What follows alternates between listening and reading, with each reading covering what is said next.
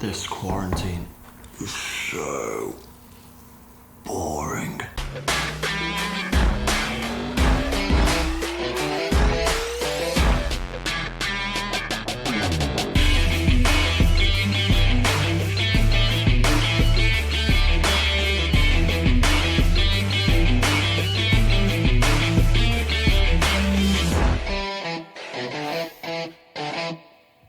Well guys, what I'm going to do today is I'm going to show you guys how to use Adobe Lightrooms. Not everyone uses Adobe, some people like to use Visco, if you're just doing it for like Instagram, but a lot of photographers tend to use either Capture One or Adobe Lightrooms. This is my preference. I think it's a much more powerful tool, and if you're just a beginner or if you're just doing some casual photography, I recommend going to download Adobe Lightrooms and just kind of following along, and you'll find that your photos will just be better. They'll improve bit by bit and you'll learn as you go. And you'll be quite surprised what you can achieve. If you go onto my Instagram, at Henry_Ravenscroft, you'll be able to see all the photos I post. I post pretty much every day, as well as doing a lot of videography. So without further ado, let's just jump right in. So when you first download Adobe Lightrooms, you're going to want to import some photos. And there's two ways you can do this. You can go to File, Import Photos and Videos, click on that and then find where your photos are stored and just import them straight in, or you can literally go into your Finder window, click and drag into Lightrooms and they'll automatically import.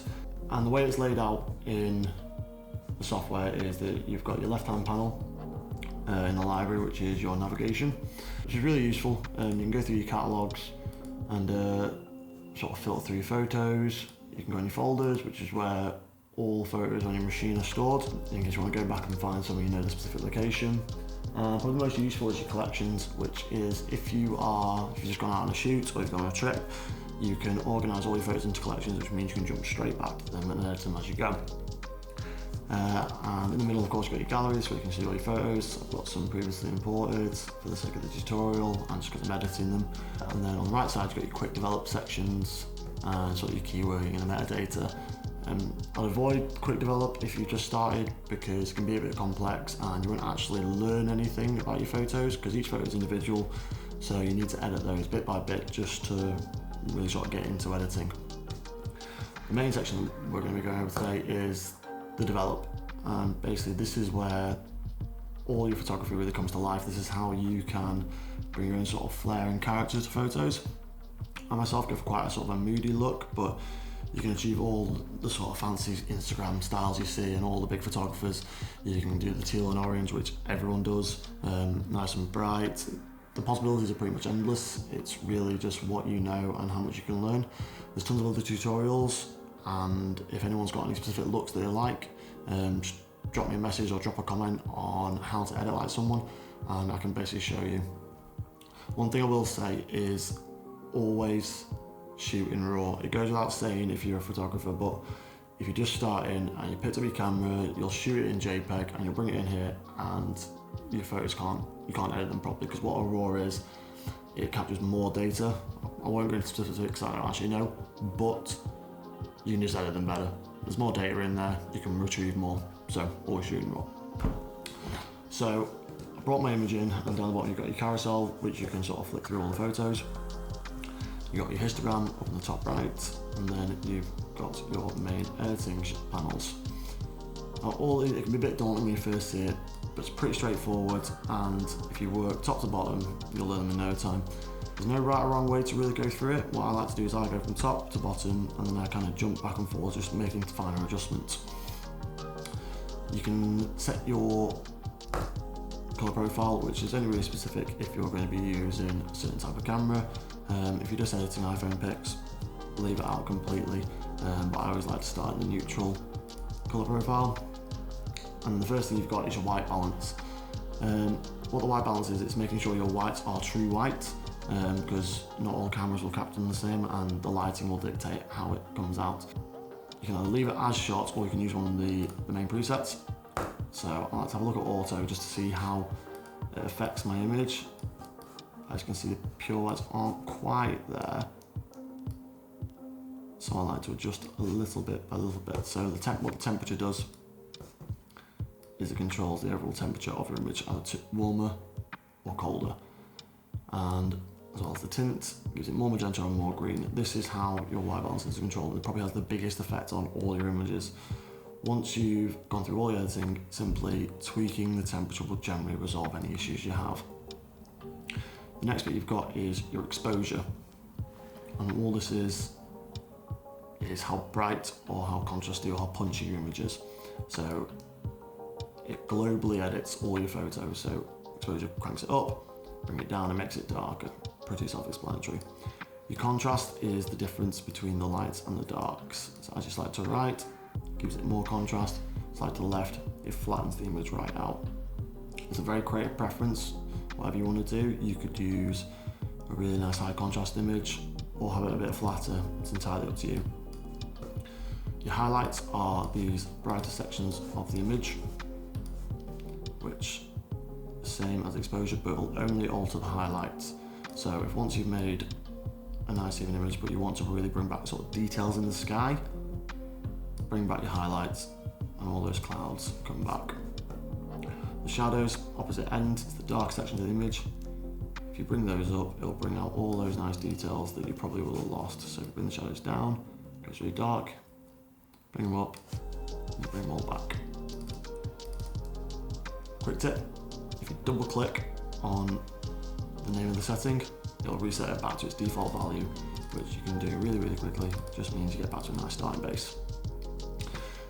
Your presence, can't exactly describe exactly how it does it or how to define clarity and texture. But if you've edited photos, you kind of know. So the texture can be really good for sort of softening out features and bringing sort of like more detail. And the same with clarity, but the clarity makes everything a bit more punchy. Some people like it, some people don't. I tend to not have too much clarity in my images, just because I like it a bit smoother, a bit cleaner, a bit more dreamy, but each their own.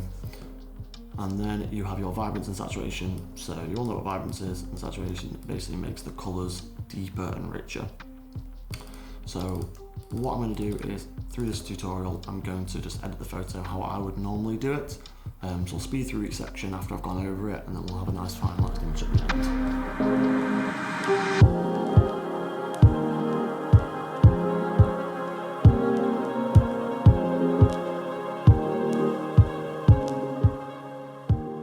And a quick note guys, if you are enjoying this tutorial, just drop a like down below and hit the subscribe button. It makes a big help to this channel and helps me create more for you guys. Okay, so the next section is the tone curve. It's quite an advanced tool, so if you're just getting started, I'd probably stay away from it. But it directly affects from your histogram, which if you don't know what that is, I'm going to do a complete separate video on it. So keep an eye out for that. But what it basically is, it's a scope that shows the amount of pixels in your blacks, your shadows, your midtones, your highlights, and your whites.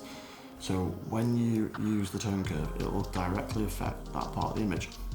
So let's say, for example, if you click this little toggle here, you drag it over the image, it will show you whereabouts on the tone curve those pixels are. So let's do, for example, some of these shadows that are in the jeans. If you click once and drag, it'll bring the whole point up and the whole line with it. So do that. And then it's the same with the highlights, but you can just click automatically on. What I like to do is I always like to add 3 points in the shadows, midtones and highlights. And then I'll work from there, because each image will require a slightly different bit of treatment. Like I said, if you've not used it before, I'd generally stay away from it just until you're comfortable with normal editing. And then there's that little trick you can do, a lot of photographers do, and a lot of Instagram people do, is they fade the blacks out. So it gives it that very nice vintage look, and you can also roll off your highlights and get that very vintage faded look. So again, same as section before, I'll just whiz through this and then we'll go on to the next one.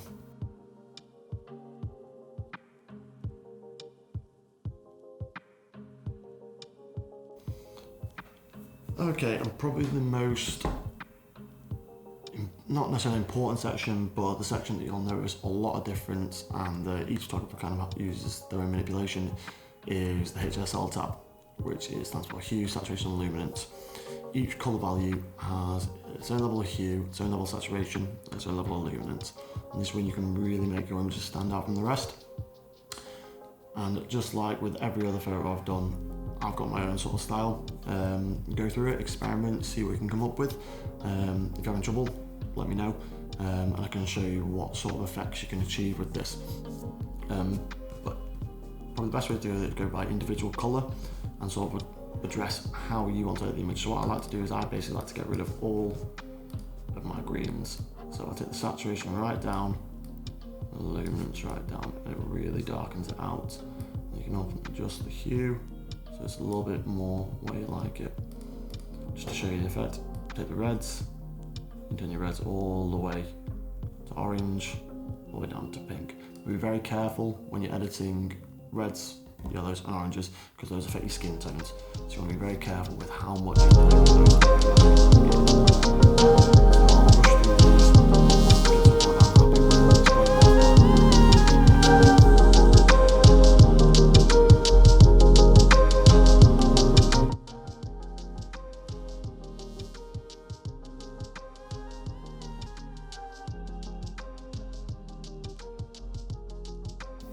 And there we go. I'm happy with how that is. So what I've done is I basically pulled all the greens and all the blues out of this image because I want it to be quite, I'm going to work on the greens further down the section with the split tone and the blues, because it's just how I like them, because there's a lot of green in this. I really want to dull it down. And if you noticed when I was going through, if you slide the yellows, that also affect the greens, because there's bits of other colours in every other colour. And then the luminance is, what I've done is how bright the image is. So as you can see, I've brought my skin tones up a little bit just to give it a bit more pop. Yeah, that's basically what I do. Split toning, that's the next section. Jeez. So with split toning, I like to use it quite a lot just because of how I like my images to look. And what it does is it adds a colour to the shadows and the highlights, so it gives it a nice bit of contrast between those darker and lighter sections, and you can achieve something really cool with this. And the best way I found to kind of show how it's going to look is if you hold Option on your keyboard and you click on the hue slider, it'll preview the max saturation of that colour. So what I like to do is I like to slide until I find a colour I like, usually around these sort of blues. Bring the saturation up. Yeah, that sounds about right. And the same with the highlights. Alt and click, and then just drag. So I'll go with this very blue and gold kind of colour, you can call that. Similar to teal and orange, but I don't like teal and orange. And then bring the saturation up. Okay, and if you look at that, it's very, very blue. It's probably too much. So what you can do is you can affect the balance. So what the balance will do is it will bring it more to the highlights or the shadows, whichever way you feel it's tipping towards. So I'm just going to bring it all the way over to the highlights. Okay, that looks good. And so the sharpening, I tend to avoid it. I use it a little bit if I really want to bring out some details. The Alt, if you've watched my previous video on 5 little Lightroom tricks, if you haven't, go check it out. But what you can do is, again, hold Option and you can check how much masking you're doing. So if you hold Option and click all the way to the end, it'll just give those little details a little bit of a sharpen. I always enable profile correction and chromatic aberration, that's how you say it. What profile correction does is it's a smart thing from Adobe that removes any distortion or vignetting. Some people leave it on, some people don't. My choice, I just don't like to use it. And I usually skip over all the other sections. Transform, it's for distortion and any sort of rotation. It's really great for if you're doing architectural photography, you can correct any issues. Your effects, add a bit of vignetting, which we discussed before, it's a sort of darkening around the image. I leave that off. And then grain, which is really good for those sort of more rustic style images. So you see if you zoom in. it adds sort of that bit more texture, that sort of vintage style. Again, I prefer a clean image, so I'll leave that completely off. Now the final section is the calibration, which, without going into too much detail, is how your camera interprets colours that it captures. Each camera is kind of different, and then what you can do is in Adobe Lightroom you can alter those colour spaces. So with the HSL panel, that's the individual colour value, but with the calibration, it's the red, green and blue primary, which is RGB, so it'll alter more of the colours in a more cohesive manner. So I will do a quick little edit on these just to get some of these colours a bit closer to where I like them. So I feel there's a bit too much orange in my skin tone, so I'm just going to take that down to -5. I'm going to give it a bit more towards the sort of more vibrant greens, and I bring the blue away from the teal. And you should always try and balance these colours out, so if you're adding saturation into something, you want to remove it from another channel. So if I add saturation into the reds, everything in the sort of red space has gotten very saturated. So what I can do is I can pull it out with the greens, and it balances it back out. I'm just going to give it a bit more into blues. So yeah, that's, as a whole image, I'm pretty happy with. Now the final thing that I like to do is I like to add radial and graduated filters. And what this can do is can really bring a bit of subject isolation from your photo. And what it does is it applies whatever the effects in this right hand corner to a specific section. So if we go on to the radial, click and drag, and draws a circle, I can then literally affect only outside of my image. So there we go. I'm actually going to invert it and it only affect the outside. So if you click invert, it will switch it to inside or outside the circle. So I will probably bring the texture down just to smooth out the skin a little bit. Give it a little bit of clarity. And that is fine with me. And then I will zoom out. And because you want to make the focus right in the center of your image, I'm going to add a graduated filter. So you click this little icon here, click and drag. And then I like to bring my exposure down, just to kind of darken out these sections of the image.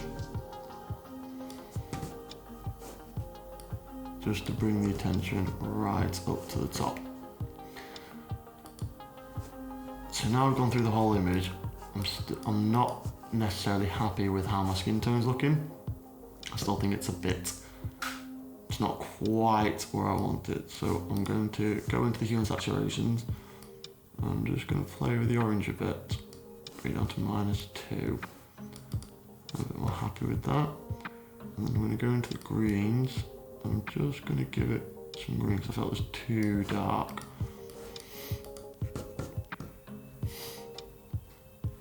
There we go.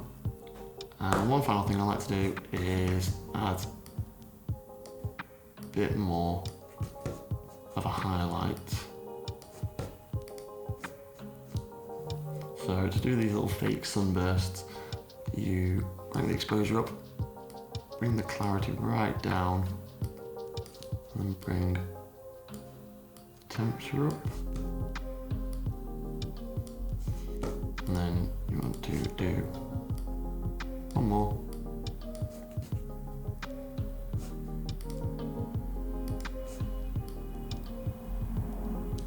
Invert, grab the exposure, bring down the clarity, crank up the temperature. Now you can edit these as you choose. If they're not looking that great, just play around with them and to get your desired effect. I'm actually just going to delete those just so you have a nice clean image. And there we go guys, so that's Lightroom's for you. If you have any questions, drop a comment down below. If you want any more help with any sort of editing tutorials, let me know. I'm always free on my Instagram. And yeah, cheers.